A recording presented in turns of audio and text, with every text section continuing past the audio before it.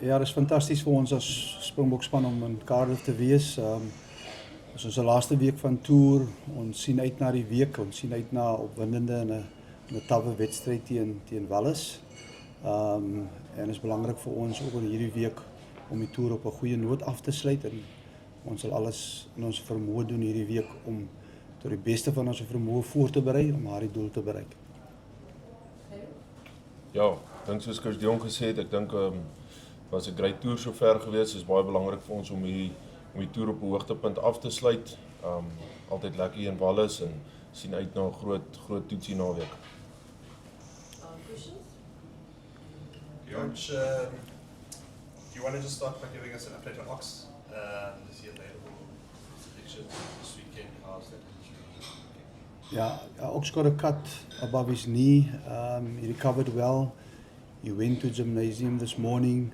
He, like any other of the players, are available for selection. So no other injury concerns? No, not a couple of guys with bumps and bruises, but not a lot of concerns for us at this stage.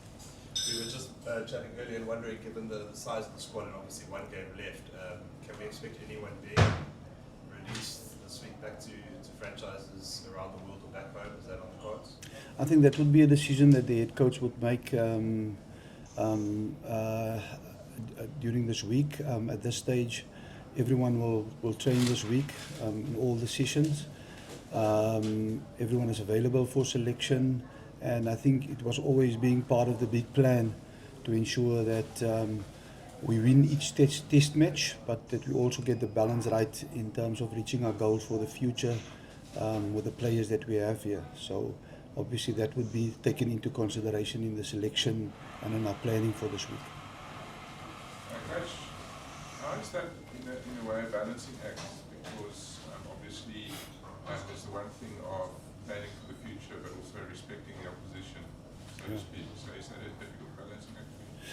No, I think obviously we want to select our best team all the time, and whenever we make changes, especially when we bring in younger talent or less experienced players, is to ensure that we surround them with good experience and good leadership.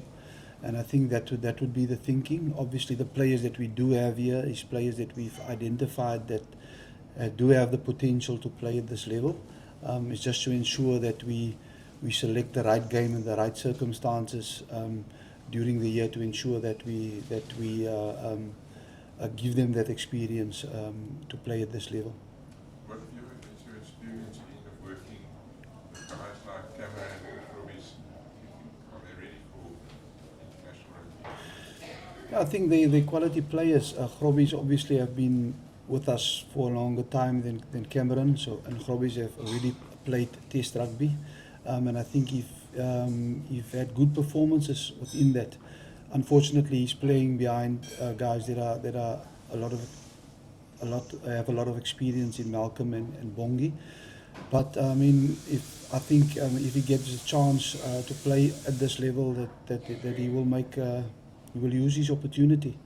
They're good team players, and I think also their basics are good.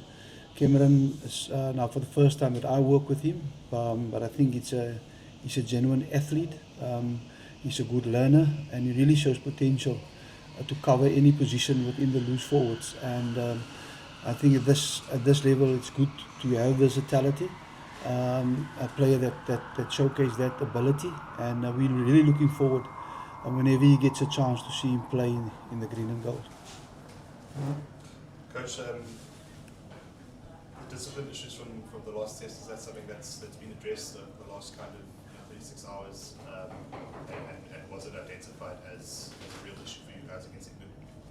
Yeah, obviously we spoke about that this morning, especially from a line-out perspective. I've addressed it from my side, and also Jaco from a referee perspective. We've discussed our execution and the impact of that. Obviously, in the last couple of years, we haven't conceded so much penalties from a defensive line-out perspective, and it's really something that we pride ourselves on. And so we looked at that, and those are definitely things that we can improve, because it's in our control.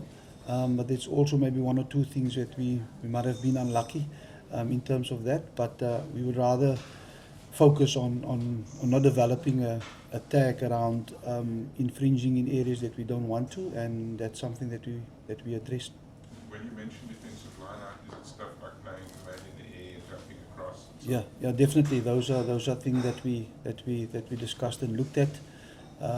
Early engage, obviously, and then our ability in terms of how we can just be more better in our execution. For instance, in stopping mauls and not allowing it to collapse in certain areas. What did you make of Wales Australia yesterday? Sorry? What did you make of the Welsh performance yesterday? Personally, I think the Welsh really showed our gutsy team they are playing here at Cardiff. Unfortunately, they started a bit slow, but I mean they came back and they really show that they are a team that the players that they show a lot of effort. And they showed that by coming back so effectively within the game, and then obviously then Australia just pulled away towards the end.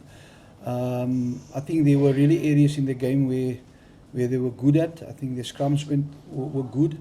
I think they were unlucky to lose a player like Beard so early in the test match that maybe influenced their rhythm in the lineouts.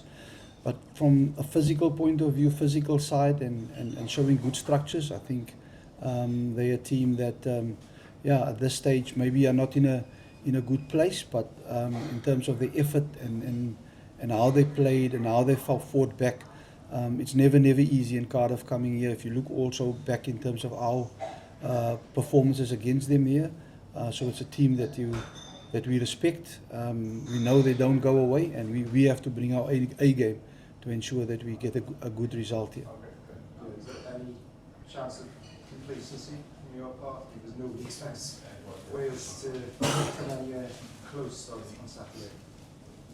No, I think we approach every test match with pride and a lot of respect for our opponents, and it won't be any different this week. We will have to focus on ourselves. Obviously, we've identified a lot of areas where we feel we can be much better, and I think that would be our key focus preparing for this game, going into this test match. Gerhard, from your side, if you want to just run us through what the last 2 weeks have been like. I mean, obviously a big experience. Just what have you felt? Are you learning a lot from being at the setup where you have been for the last couple of weeks? Yeah, definitely. It's my first time being included in the end of year tour, and it's been awesome. I mean, every day you can just keep on learning, training with the best guys in the world. So for me personally, it's still feels like a dream, but it's getting just try to take in as much as I can and try to get better every day and try to chase a guy above me. And what's been the thing about being now becoming a regular in the box setup? The difference in kind of mindset and the shift in intensity, or what is it about being a part of this group that kind of perhaps surprised you or took you aback? Something you had to change or dial in on when you joined the setup? I think that in the every player in the squad standards is massively high. So for me the biggest thing is just to make sure that I can keep up and make sure that I'm not how can I say the chain is just as strong as its weakest link, and just to make sure you're not the weakest link and try to get to where those players are and how can I say make sure you give something back to the team. You were obviously in the wrong place at the wrong time on the weekend. We're talking about discipline issues. How much does that impact you when you're the guy who gets the yellow, and what have you learned from that experience? No, definitely. It's never nice. How can I say, to let the team down? But for me personally, just to learn out of it and make sure I'm better next week. I mean, Gerhard, I guess you say that, but I mean, when you're the last guy to get the penalty, you take the bullet.